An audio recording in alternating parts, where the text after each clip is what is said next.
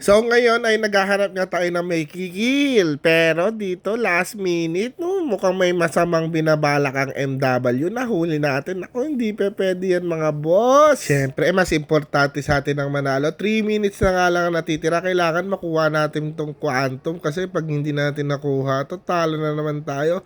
So binawasan nga natin yung mga langgam dito. So, hindi nga tayo basta-basta lang naglalaro. Siyempre, naglalaro tayo para manalo. So, hindi natin habol yung kills niyan. Ganito, focus tayo ngayon. I-dep yung SC kasi nagbabalak yung Peli ngayon. Alam ko madami sila ngayon eh. Nagbabalak silang i-take ito last minute. So, hindi nga uubra kay Ninong yan. Ito na naman tayo at sasagasaan natin ang mga nagtatago dito sa dilim. Ayun, huli.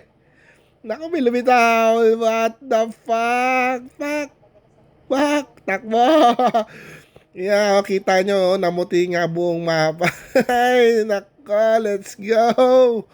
Buti na lang may backup tayo dyan. So, last 1 minute para i-close out natin tong panalo natin sa 9 PM. So, hindi na tayo umalis sa Torre. Naghintay tayo ng oras dito at tinipensahan natin to sa mga MW na balak nilang salisihan ng Torre. So, syempre, hindi naman tayo magpapahatak dyan. Alam natin na marami sila dyan. So, babak tayo dyan ng kaunti para naman tayo makabuelo at hindi sila makapwersa. Ganyan nga pala lagi ang ginagawa ng Balasador kada basic laban. Kaya nananalo ang Eni. Hindi po kami puro pag-gala-gala lang naghanap ng kill.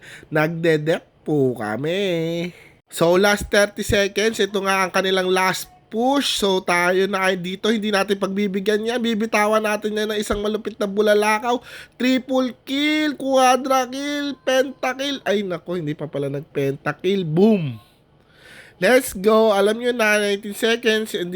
Anong mangyayari dito? Ending neto, panalo para sa National Night Eagle University. Let's go. Congrats sa lahat ng lumaro ng 9 PM. Isang magandang laban. Kahit late tayo ng 10 minutes. Let's go.